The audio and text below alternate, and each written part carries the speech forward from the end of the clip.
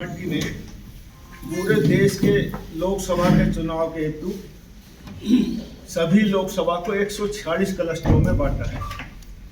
उन 146 क्लस्टरों में से 3 क्लस्टर हरियाणा में बनाए हैं।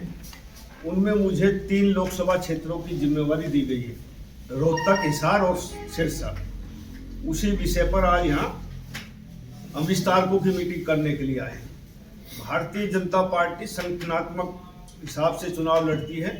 प्रत्याशी की घोषणा तो एंड टाइम पर होती है, जब चुनाव डिक्लेयर हो जाता है, लेकिन भारतीय जनता पार्टी 24 घंटा मैदान में रहती है। उसी निमित्त हमने अभी 30 जनवरी को सभी लोकसभा क्षेत्रों में अपने लोकसभा के दफ्तर खोले और 29 फरवरी तक सभी विधानसभाओं में भारतीय जनता पार्टी कमल के निशान का दफ्तर खोलेगी। प्रत्याशी कौन होगा?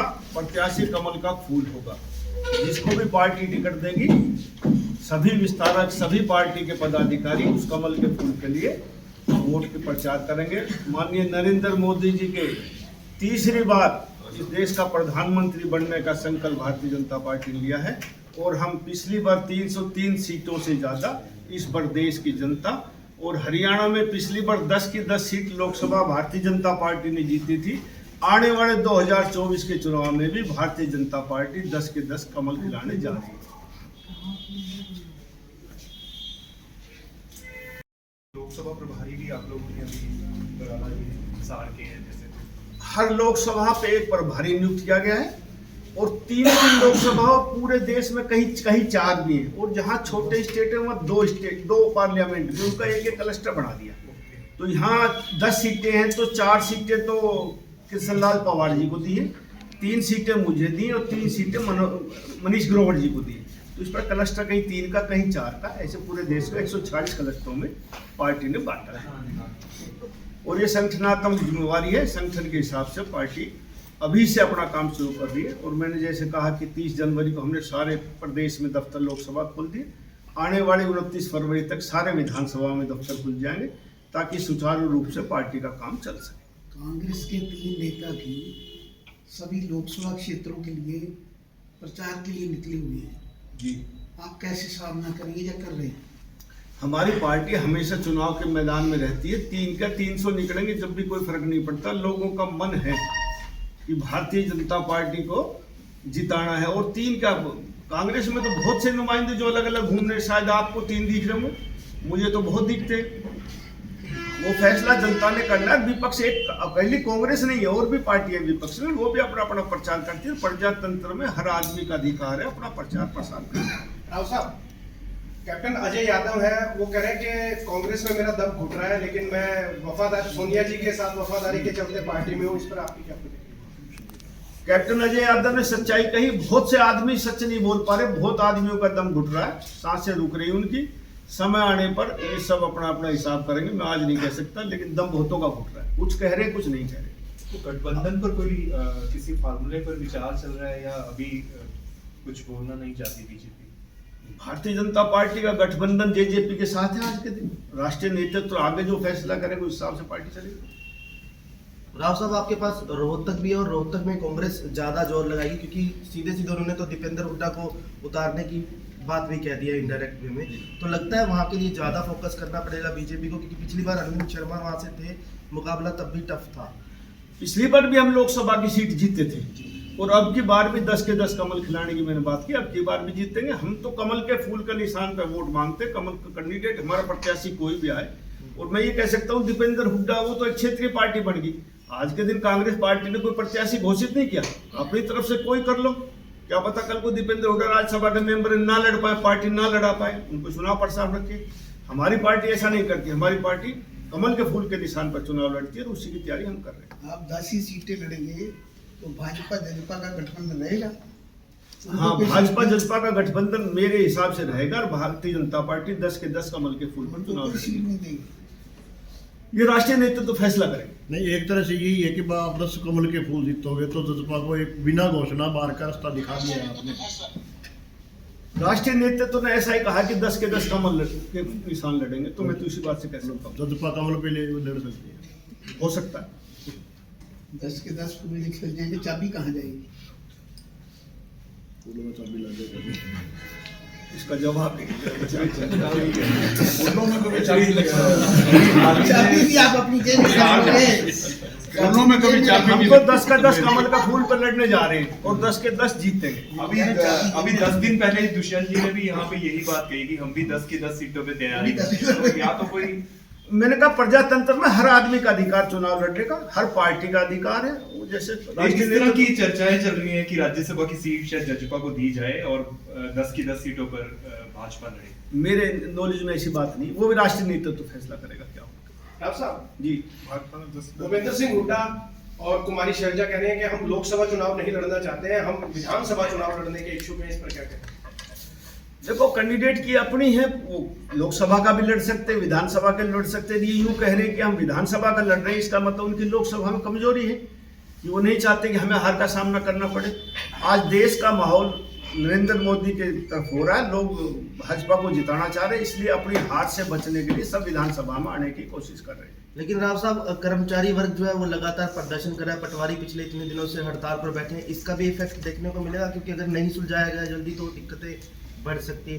मैंने बहुत से चुनाव लड़े हैं, जब भी चुनाव आते हैं सभी सरकारी संगठन इस प्रकार के आंदोलन करते हैं और जो भी राजनीतिक दल होता है अपने हिसाब से उनका समझौता करता है, किसी का 2 दिन में, किसी का 10 दिन में, किसी का महीने में, सरकार उसका फैसला कर देती है। लेकिन जनता को तो भुगतना पड़ रहा है ना सर, इतना लंबा चल रहा है। हमें मान लिया कई आंदोलन ऐसे होते हैं, कुछ दूसरों के द्वारा उकसाए जाते हैं, वो जल्दी से मानते नहीं है, लेकिन सब अनुसार सबका समाधान कर लिया जाए। आपका मतलब कर्मचारी अपनी ओर आकर्षित कर रहे हैं आपको?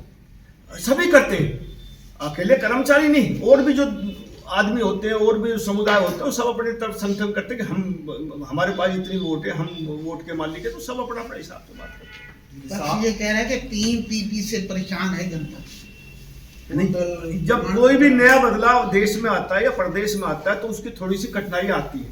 ये पीपीपी मॉडल इतना शानदार होगा लोगों के लिए, आम आदमी कुछ दिनों के बाद ये कहेंगे इससे अच्छा कोई मॉडल नहीं है, लेकिन मैं मानता हूं कि दुनिया में जब भी कोई बदलाव हुआ तो उसमें कठिनाइयां जरूर आई। इस पीपीपी मॉडल पे भी कठिनाइयां आई हैं और इसको दुरुस्त भी बहुत हद तक किया गया। थोड़ी बहुत कठिनाइयां यदि रहेगी तो उनको भी हम जल्दी दूर करें। विपक्षी दल ये आरोप लगा रहे हैं कि ईडी और सीबीआई का दुरुपयोग किया जा रहा है, अपने फेवर में बीजेपी प्रयोग कर रही है उसको, उस पर क्या प्रतिक्रिया? विपक्ष का काम है आलोचना करना, खिलाफत करना। ईडी ने जहां भी छापा मारा उनके पास सबूत बाकायदा पाए गए हैं और ये विपक्षी दल तो कोई ना कोई किसी न किसी बात का प्रचार जरूर करेंगे। तो हरियाणा में आम आदमी पार्टी की परफॉर्मेंस पर आप पीछे एक विधानसभा का चुनाव हुआ था, आम आदमी का प्रत्याशी लड़ा था, उसमें उनका दर्पण सामने आ गया कि उनकी क्या है। ठीक है जी। के भी 3 नाम चल रहे हैं, कैप्टन अभिमन्यु, कुलदीप बिश्नोई और जो करंट में सांसद है उनका। तो इस पर कुछ बोलना इस चाहेंगे? विषय में हमारी अब तक किसी से कोई बात नहीं, हम तो संगठनात्मक दृष्टि से देखने के लिए आए और कमल के फूल खिलाने की तैयारी करने आए। पार्टी प्रत्याशी कौन करेगी, हम, हमारे लेवल की बात ही नहीं है। कमल तो इधर भी है, इनको खड़े कर दो क्या है? सर ये बैठे हैं, कभी तो खड़े ही हैं। नहीं, राजनीति कैसे बिठाए हैं? खड़े रहे। ठीक है जी, थैंक यू।